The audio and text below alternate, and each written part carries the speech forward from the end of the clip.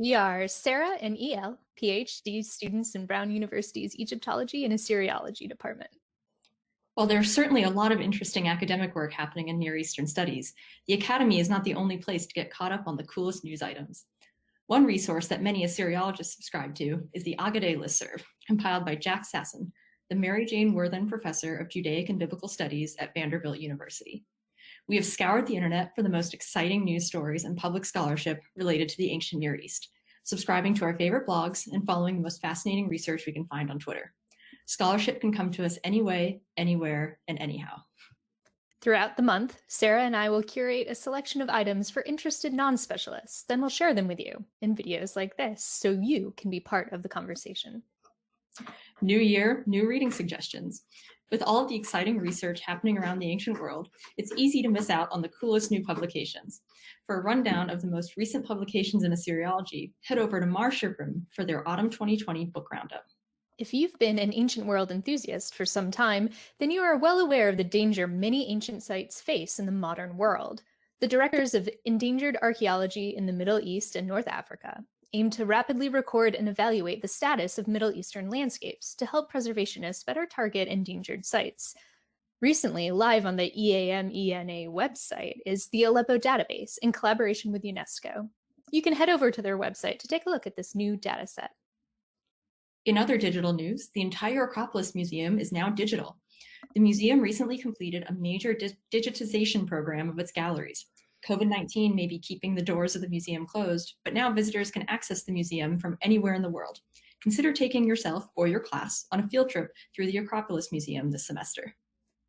Maybe you've already visited the Acropolis Museum. So what's next?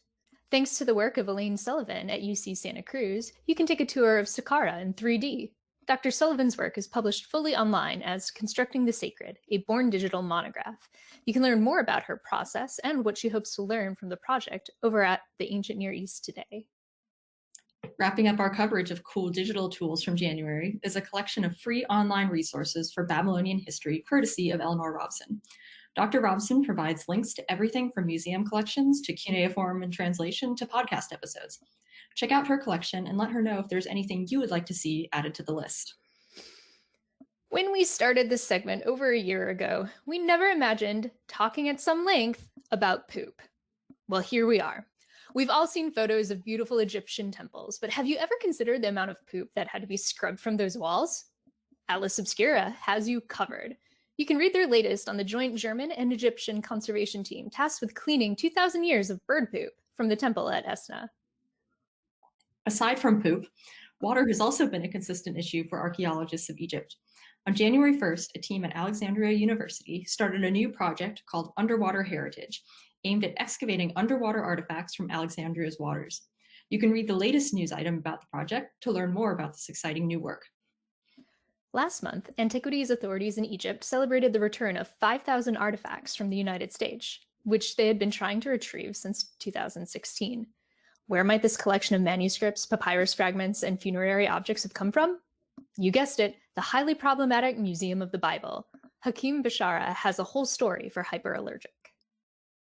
While ancient history and the study of the ancient world isn't always fun and games, sometimes it is literally fun and games. Thousands of years before Catan, people in the ancient world were playing board games like Senet and the Royal Game of Ur. Smithsonian Magazine gives us a rundown of the best board games from the ancient world with beautiful photos of ancient pieces and game boards.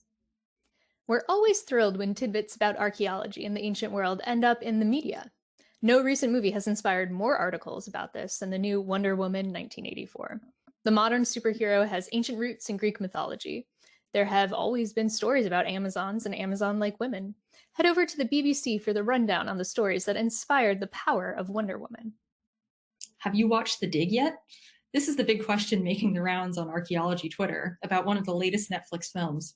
The Dig tells the story of the excavation of Sutton Hoo, starring big names like Carey Mulligan and Ray Fiennes. Interesting, entertaining, and asking some deep questions. So far, The Dig seems like something all archaeology fans should check out. Last, but certainly not least, Gilgamesh is getting his own animated movie.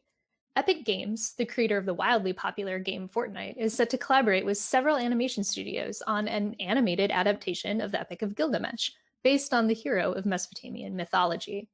So far, we have been treated to a trailer in Spanish, showing off the beautiful animation we can expect. Make sure you stay tuned for more updates. We certainly will. That's it for January's selection. Thanks again to Dr. Sasson for his work on creating this list, to the community for creating awesome things, and to you and your interest. We'll see you next month with February's most interesting items.